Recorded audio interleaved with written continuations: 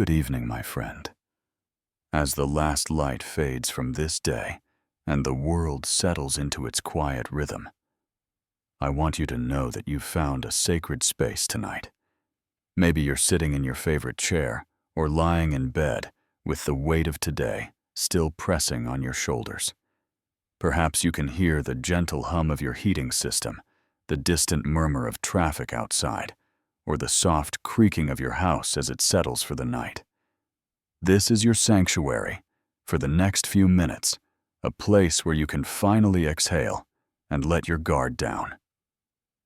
Before we begin this journey together, I'd love to know where you're joining me from tonight. Drop a comment and tell me your city or country. And if this prayer is already speaking to your heart, please hit that like button and subscribe to join our community of believers who gather here each evening. Now let me ask you something that might surprise you. What did you carry with you into this room tonight? I remember staring at bills on my kitchen table at 2 a.m. last Tuesday. There was a stack of white envelopes arranged like fallen dominoes across the wooden surface my calculator, with its dying batteries flickering between numbers that never seemed to add up right, and a cup of coffee growing cold beside my elbow. My chest felt like someone had wrapped a tight band around it, and my mind raced through the same endless loop of calculations. How will I make it this month? What if I lose my job? The mortgage payment loomed like a mountain I couldn't climb, and the car payment felt like quicksand, pulling me deeper into financial worry. You know that feeling, don't you? When the numbers on paper seem to mock your efforts, and every financial decision feels like you're walking a tightrope without a net. The weight of providing for those you love becomes a stone that grows heavier with each passing day. Credit card statements arrive like unwelcome visitors. Insurance premiums increase without warning, and grocery bills stretch every dollar until it screams for mercy. But money is just one burden we carry into the darkness. Last month, I received one of those late-night phone calls that makes your heart stop before you even answer. The doctor's words still echo in my mind like a haunting refrain. We need more tests. I watched my family try to hide their fear behind brave smiles, but I could see it swimming in their eyes like shadows underwater. They were looking to me for strength I didn't feel, for answers I didn't have, for reassurance I couldn't give. There's something uniquely devastating about feeling helpless when the people you love are hurting. I found myself lying awake, staring at the ceiling, juggling invisible glass balls labeled health, hope, and healing. One wrong move, one missed appointment, one insurance complication, and everything felt like it might shatter into pieces too small to put back together. Then there are those deeper questions that visit us in the quiet hours. Am I on the right path? Are these career decisions the right ones? Sometimes I feel like I'm walking through thick fog, taking steps toward a destination I can't even see. The uncertainty about God's plan weighs heavy on my soul. Is this delay or denial? Are my dreams being deferred or denied? I look around at others who seem to have it all figured out, whose lives appear to flow like smooth rivers, while mine feels like rapids rushing toward an unknown waterfall. By evening, these worries feel like stones loaded into a backpack I never asked to carry. My shoulders ache from tension I didn't realize I was holding. My jaw stays clenched like a locked door, and my mind refuses to find the off switch. It's an exhaustion that sleep doesn't cure, because I wake up tired, feeling like I've been running marathons in my dreams. The weight of being strong for everyone else, of holding it all together, of being the rock when I feel like sand slipping through fingers. Friend, if you're nodding along, you're not alone. But here's what I've learned about carrying weight we were never meant to bear. 3 a.m. has a way of making molehills into mountains. doesn't it? There's something about the deep silence of night that amplifies every worry until it sounds like thunder in our heads. The house creaks and settles around me. The distant hum of traffic on the highway reminds me the world keeps spinning while I lie here, wrestling with thoughts that grow louder in the quiet.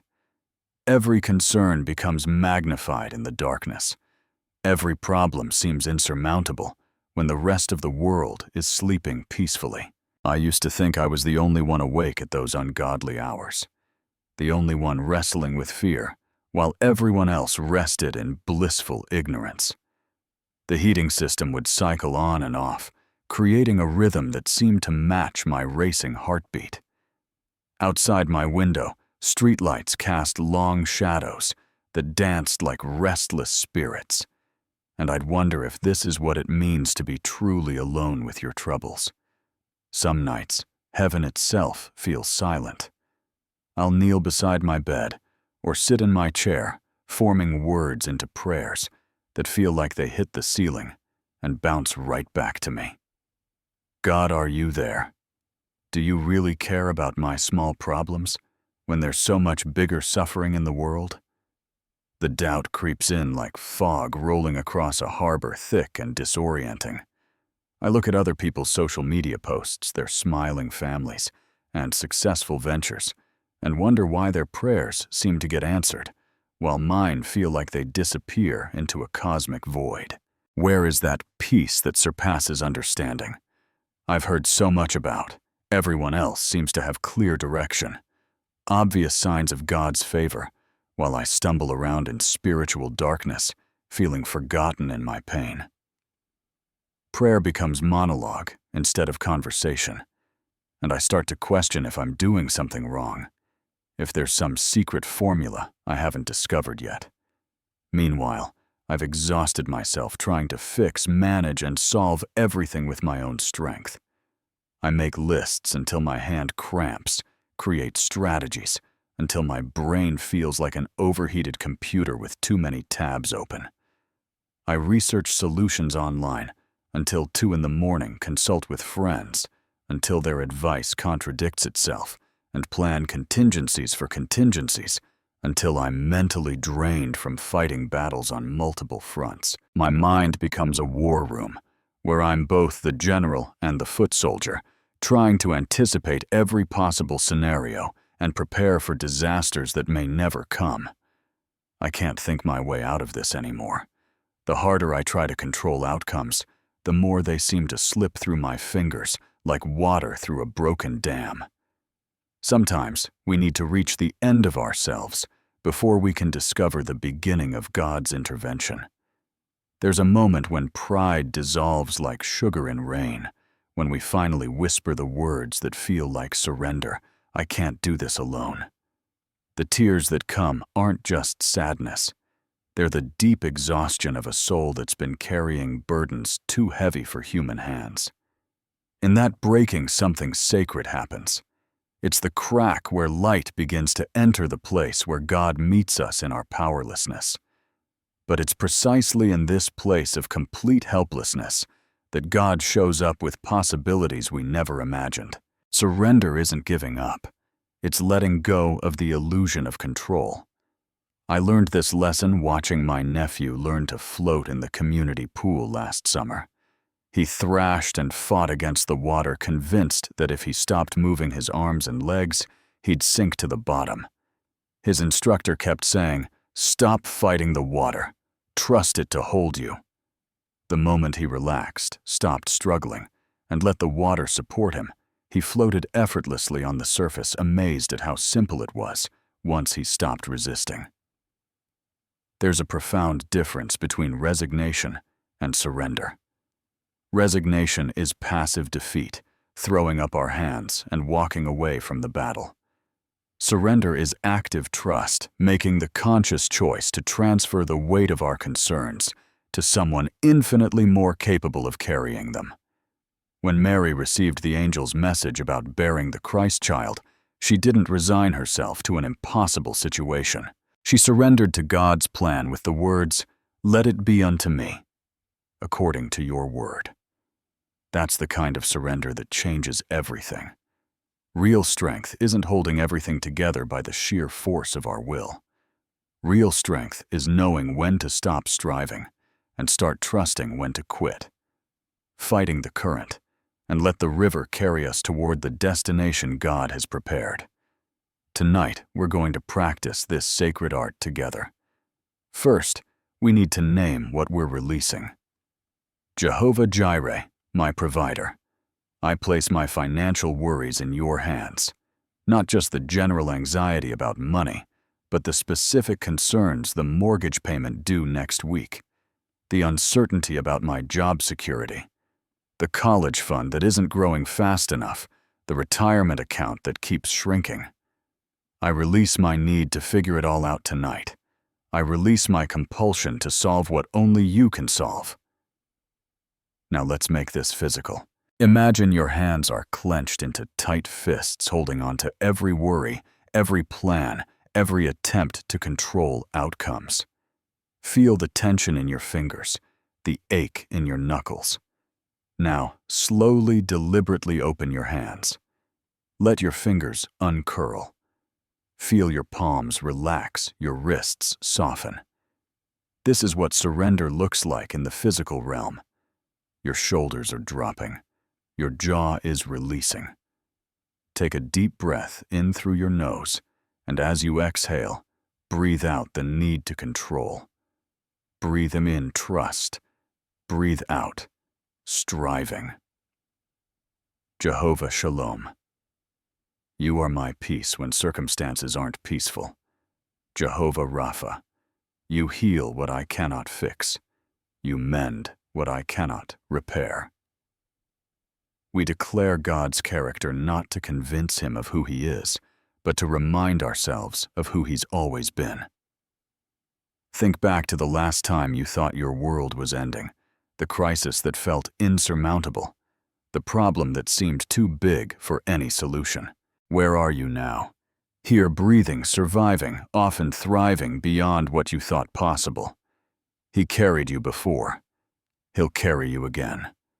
When we surrender our concerns to God, we're not minimizing the reality of our problems. We're magnifying the reality of God's capability. We're saying that God is bigger than our circumstances, stronger than our struggles, and more faithful than our fears. This isn't denial, it's perspective. Trust becomes a love language to God, a way of saying, I believe you are who you say you are. Our surrender becomes a seed planted in the soil of God's sovereignty. We don't plant seeds to control how they grow. We plant them trusting the process of growth we cannot see or manage.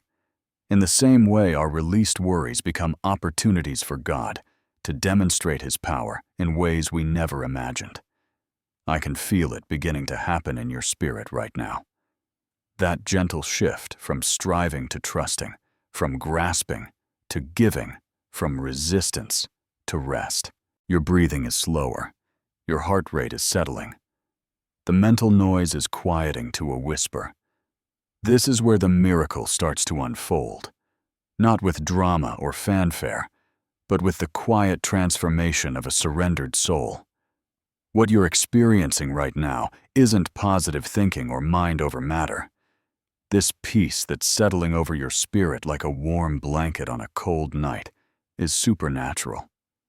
It's that peace that surpasses understanding the Apostle Paul wrote about the kind that doesn't make logical sense given your circumstances, but exists anyway.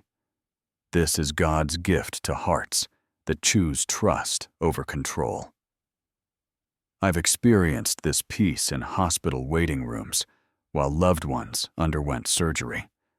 I've felt it during financial storms when the checking account was empty, but somehow the bills got paid.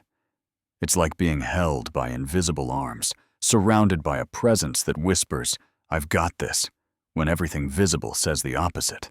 This peace doesn't come from having all the answers. It comes from knowing the one who does. Let me describe what this inner miracle looks like as it unfolds in real time. In your thoughts, that racing mind is beginning to quiet, like storm clouds parting to reveal blue sky. Anxious thoughts still come.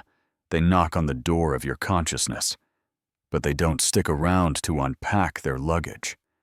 You notice them, acknowledge them, then watch them drift away like leaves on a stream. The fog that's been clouding your decision-making ability lifts, and you can think clearly again. Hope replaces despair, so gradually you almost don't notice it happening. But suddenly, tomorrow feels possible again. In your body muscles you didn't know were tight begin to relax. That tension you've been carrying between your shoulder blades releases like a held breath finally exhaled. Your hands unclench from fists you didn't realize you were making. Your breathing deepens naturally, and it's like your lungs remember how they're supposed to work. Sleep will come easier tonight because your body finally has permission to rest instead of staying on high alert. In your spirit, the connection with God feels real again. Prayer transforms from monologue back to conversation.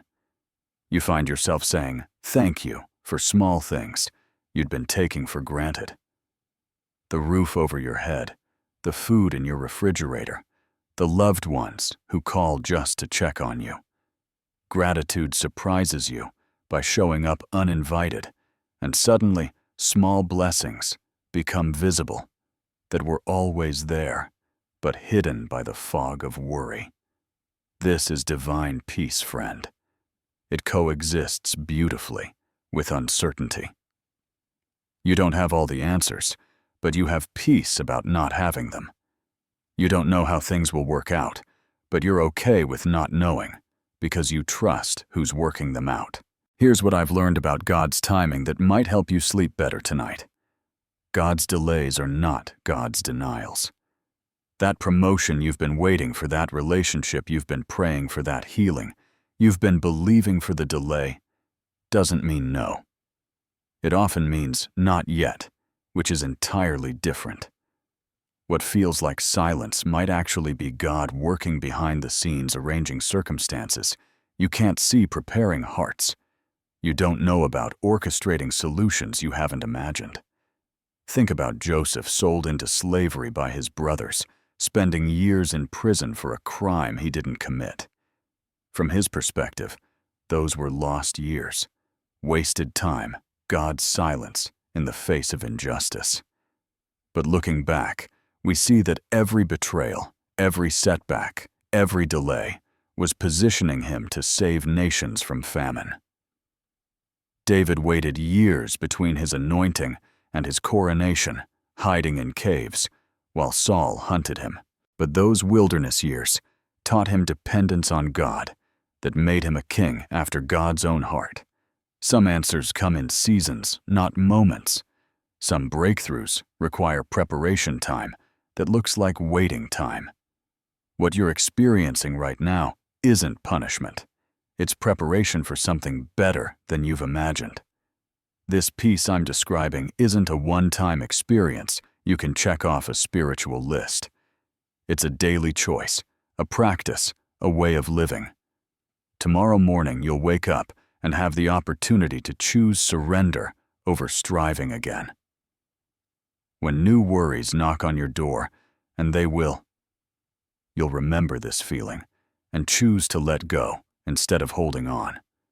God's purposes extend far beyond our limited understanding, and that's actually good news. Isaiah 55 verses 8 and 9 remind us that God's thoughts are not our thoughts, and His ways are not our ways. Sometimes I picture this like a child watching their parent work on a complex project. The child sees scraps of wood, scattered tools, and what looks like chaos, but the parent sees the beautiful furniture that will emerge from the apparent mess. Your temporary setbacks, the closed doors, the delays that feel like denials, they're all serving purposes you can't see yet. That job you didn't get might have protected you from a company that's about to downsize. That relationship that ended might have cleared the path for the one God has prepared for you. That financial struggle might be developing character and dependence on God, that will serve you for decades to come. Romans 8:28 isn't just pretty words on a greeting card. It's a promise that God works all things together for good for those who love Him. I think about my own story, how a job loss that devastated me at the time led to a career change that brought fulfillment I never imagined.